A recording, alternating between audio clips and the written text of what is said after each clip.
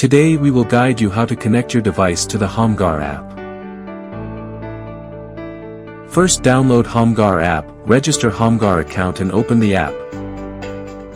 Click the plus button in the upper right corner and then select Socket Hub to add a device. Enter the correct Wi-Fi password.